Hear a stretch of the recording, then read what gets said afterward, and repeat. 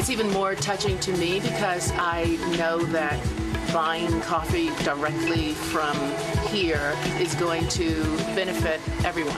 That is Grace Hightower Dinero empowering the people of Rwanda, especially women. 20 years after the genocide, the UN now apologizes for ignoring Hightower, and the First Lady of Rwanda will join me live and join our conversation. You can find me at Tamron Hall and my team at NewsNation.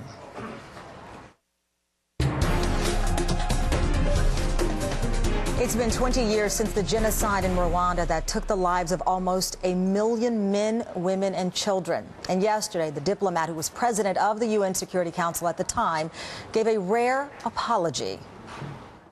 I had the dreadful responsibility in April 1994 of presiding over a council which refused to recognize that genocide was being perpetrated against the Tutsi in Rwanda, and failed in its responsibilities to reinforce the United Nations peacekeeping mission in Rwanda. Former New Zealand Ambassador Colin Keating gave the apology at an open session of the United Nations, where the Council adopted a resolution calling on all countries to recommit to prevent and fight against genocide. And joining me is the First Lady of Rwanda, Her Excellency Jeannette Kagame, and Grace Hightower Dinero, who's now helping empower the women of Rwanda in their recovery. Thank you so much. It's such an honor to be in the presence of both of you. Your Excellency, part of your journey has been to empower your people, to help the orphans, the widows, the many who were left after the genocide. I know it has to be heartwarming to have people like Grace and others reach out and say, we are there to help uplift this country. What is the challenge you face now? At the moment, of course, after inheriting such a devastated country where all the infrastructure was totally destroyed, human, physical, everything was a priority, understandably, and currently, really, what the country is trying to work on is to sustain the recovery that we are experiencing now. We are seeing a constant growth of 8% for the past 10 years now, which is quite exciting. And the challenge is to sustain this and be less and less aid dependent. And Grace, that's where you came in. As I understand it, you heard the president speak at a dinner, the president of Rwanda. Yes. And he said the country needs trade, not aid. Yes. And that's what inspired you to come in and help. Tell me about your project. Absolutely. When I heard President Kagame speak, I was so inspired and motivated by his remark of trade, not aid, because it was something that I had not really heard from other countries that are small and also considered third world countries. And I thought, this is a breath of fresh air. This is wonderful. So I immediately researched and found that Rwanda had one of their biggest resources was coffee, and I said, okay, let me just find out what I can about coffee.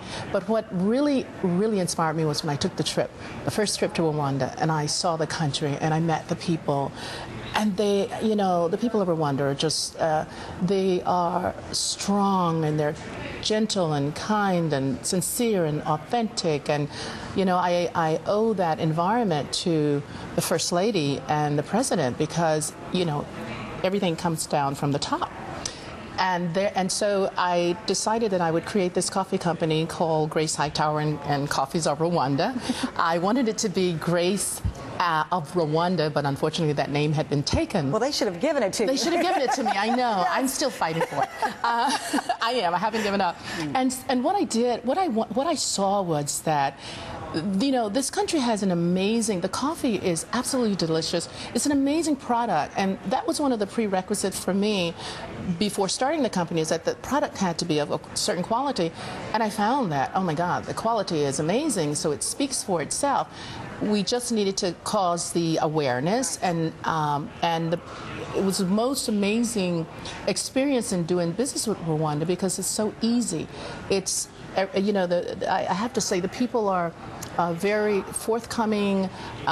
Doing business is very transparent. Matter of fact, what you see is what it is. That is exceptional. And it's so easy to do business like that. And I'm so honored to be doing business with Rwanda because it is a very progressive country, very forward-thinking, and First Lady Jeanette here has done amazing work with women and children, and I'm a women's advocate and children's advocate, so the synergy is there. Well, that's what I was going to ask you. Here you are, the wife of Robert De Niro. I'm with the First Lady of Rwanda. You have powerful men in your lives, but your presence eclipses, dare I say, both of them. And I met you the other night, and a big part of your message is about empowerment, not only for trade, but of women. Because we hear many times if a society does right by its women, that society will thrive. So for you, when you saw someone like Grace say,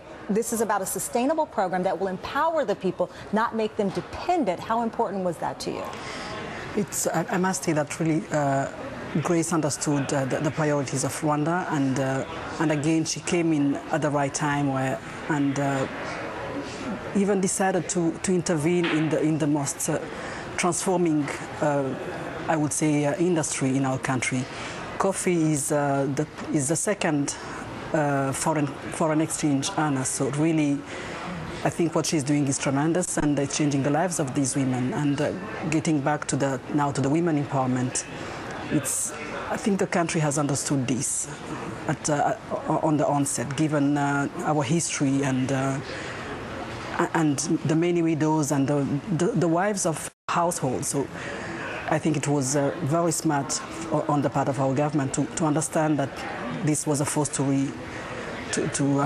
reckon and make best use of it and give it its right place. Well, we know that history is not meant to be forgotten, and the scars of the genocide will not be forgotten, but we must celebrate the future and the rebirth of that country. And it's such an honor to meet you, Your Excellency. Grace, the coffee is delicious. Thank you. I had to say that. That is not a plug. Grace's coffee is delicious. And it's from Rwanda. And it's from Rwanda. Thank you so much. Such an honor to be in the presence of such powerful and amazing women. Thank you. Absolutely. Thank you.